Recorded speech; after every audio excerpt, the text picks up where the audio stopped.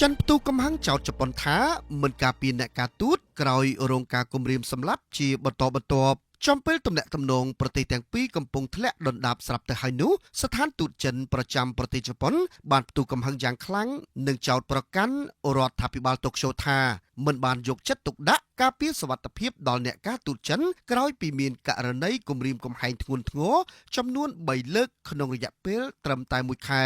យោងទៅតាមការបង្ហោះនៅលើបណ្ដាញសង្គម X កាលពីថ្ងៃទី16ខែមេសាស្ថានទូតចិនបានទាមទារឲ្យជប៉ុនដាក់ទោសជនល្មើសឲ្យធ្ងន់ធ្ងរបំផុតដោយបានលាតត្រដាងព្រឹត្តិការណ៍គួរឲ្យតក់ស្លុតរួមមានការលួចសម្រុកចូលក្នុងស្ថានទូតដើម្បីគំរាមសម្លាប់មន្ត្រីការទូតការផ្ញើសម្បត្តិបំផិតបំភ័យពីការតាមសម្លាប់ជនជាតិចិននិងការគំរាមបំផ្ទុះគ្រាប់បែកអ្វីដែលធ្វើឲ្យរដ្ឋធានីប៉េកាំងមានការសង្ស័យកាន់តែខ្លាំងនោះគឺជនល្មើសទាំងនោះសុទ្ធតែអះអាងថាខ្លួនជាអតីតសមាជិកនៃកងកម្លាំងស្វ័យការពារជប៉ុនដែលហៅកាត់ថា SDF ដែលនាំឲ្យមានការចោទសួរចំថាតើមានអង្គការចាត់តាំងឬកម្លាំងនយោបាយណាមួយនៅពីក្រោយខ្នងនៃសកម្មភាពបង្កហេតុទាំងនេះដែរឬទេ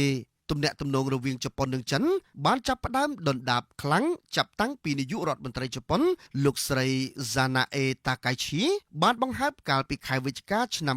2025ថាជប៉ុនអាចនឹងធ្វើអន្តរាគមន៍ផ្នែកយោធាប្រសិនបើចិនព្យាយាមវាយយកកោះតៃវ៉ាន់សម្ដីនេះបានធ្វើឲ្យរដ្ឋធានីប៉េកាំងខឹងសម្បាយ៉ាងខ្លាំងរហូតដល់មានការព្រមានពលរដ្ឋខ្លួនកុំឲ្យមកកំសាន្តនៅជប៉ុនដែលធ្វើឲ្យវិស័យទេសចរធ្លាក់ចុះយ៉ាងគំហុកប្រសិនបើស្ថានភាពនេះនៅតែបន្តអាក្រក់ទៅវាមិនត្រឹមតែធ្វើឲ្យទំនាក់ទំនងទ្វេភាគីធ្លាក់ក្នុងភាពអាក្រក់ប៉ុណ្ណោះទេប៉ុន្តែថែមទាំងអាចបង្កជាហានិភ័យដល់សន្តិភាពនិងស្ថិរភាពនៅក្នុងតំបន់ដែលកំពុងមានភាពផុយស្រួយស្រាប់ផងដែរ